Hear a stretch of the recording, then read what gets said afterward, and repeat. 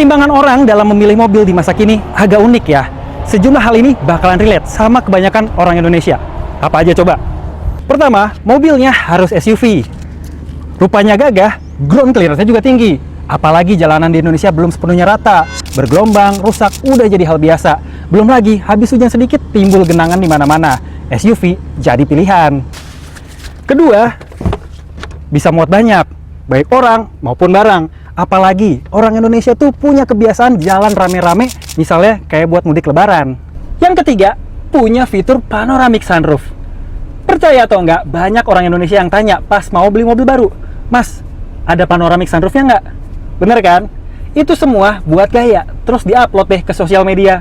Dan sebagai mobil yang baru aja di-launching, kira-kira Mitsubishi Destinator ini bisa penuhin kebutuhan dan juga ekspektasi orang Indonesia tadi nggak? So kalau gitu, kita kenalan aja sama mobil yang ganteng satu ini.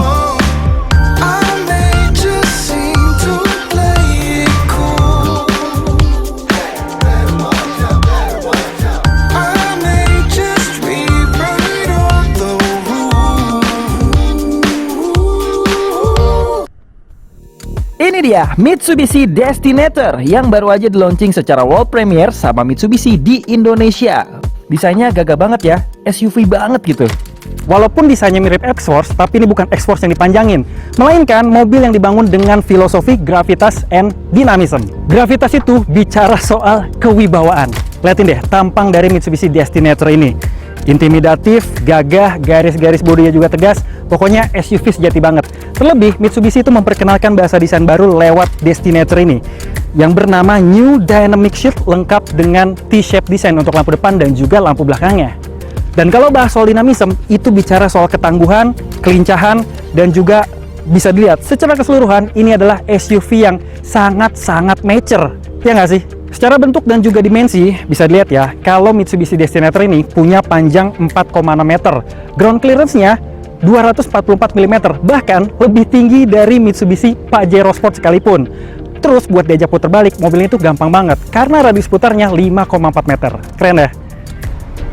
Masuk ke dalam interiornya, surprisingly kabinnya tuh lega banget. Terus kita disambut sama ornamen-ornamen premium, mulai dari jok kulit di depan, belakang, sampai baris ketiga, lalu juga soft touch di bagian door trim, ada juga ambient lights, plus ada panoramic sunroof di sini. Udah gitu, buat menunjang pekerjaan ataupun hal-hal yang bisa dilakukan di dalam mobil, ada meja lipat lengkap dengan cup holdernya. Dan di sini banyak banget kompartemen, salah satu kantong di sini bisa naruh smartphone. Buat saya yang tinggi badannya 176 cm, masih nyaman banget karena menyisakan ruang kaki yang luas dan juga headroom yang masih proporsional buat perjalanan jarak jauh. Asik ya. Terus juga di sini ada kisi-kisi AC di sisi kanan dan juga sisi kiri, lengkap dengan lampu. Nah, ini masih ada plastiknya. Kletek Ulala.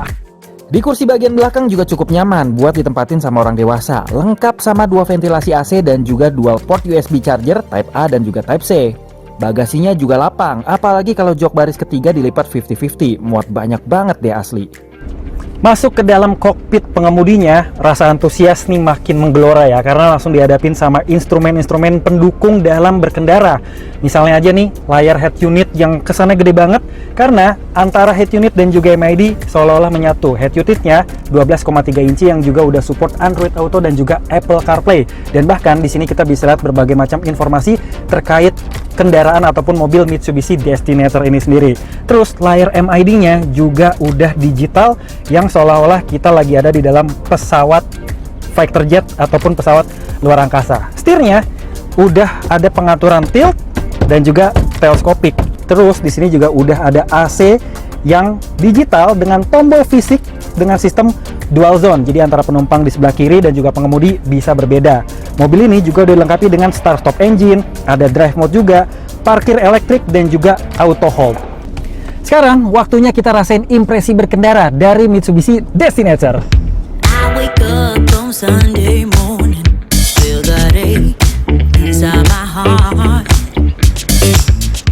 Ini adalah rangkaian perdana mengendarai Mitsubishi Destinator di Indonesia dan juga dunia. Di balik kap mesin yang kelihatannya gede dari sisi pengemudi sini, ada mesin Myflex 1500cc direct injection yang udah dipadukan sama transmisi CVT. Tahu nggak, untuk mesinnya ini ternyata diambil dari Mitsubishi Eclipse Cross. Mitsubishi bilang mesinnya ini udah disempurnain lagi, jadi mobil ini tetap enak buat diajak ngegas, tapi juga punya concern untuk efisiensi bahan bakar yang lebih balance. Mesin ini punya tenaga 163 PS dengan torsi 250 Nm. Kalau misalnya kita injak pedal gasnya, itu halus. Meskipun bisa banget buat diajak serius ya, kayak di jalan tol misalnya. Di perjalanan, kita juga ngerasain nih soal kenyamanan suspensi dari Mitsubishi Destinator. Bantingannya empuk dan lembut, lewat jalan bergelombang rasanya ngayun nyaman. Mitsubishi Destinator juga udah dilengkapi sama 5 mode berkendara, normal, wet, gravel, matte, sama tarmac. Nah, mode tarmac ini kayaknya baru ya buat Mitsubishi di Indonesia yang bikin mobil lebih ngisi tenaga dan juga traksinya jadi lebih maksimal. Mitsubishi Destinator juga udah dilengkapi sama 7 fitur ADAS dari Diamond Sense. Secara varian, Mitsubishi Destinator ditawarin dalam 3 varian utama, yakni GLS, Exit, dan juga Ultimate. Setelah kita ulas figur dan juga fiturnya, performa dan juga driving experience-nya, Mitsubishi Destinator bisa dibilang udah memenuhi semua kebutuhan dan juga ekspektasi masyarakat di Indonesia. Kenapa enggak? Tampilannya SUV sejati, wajahnya ganteng, ground clearance tinggi, punya 7 tempat duduk, dilengkapi dengan panoramic sunroof yang juga trendy. Itu udah termasuk dengan segala kecanggihan yang dihadirkan sama mobil yang luar biasa keren ini. So, harusnya mobil ini masuk ke dalam list utama sebagai SUV premium family di Indonesia. Ya kan? Gue Albi Pratama, see you on the next ride.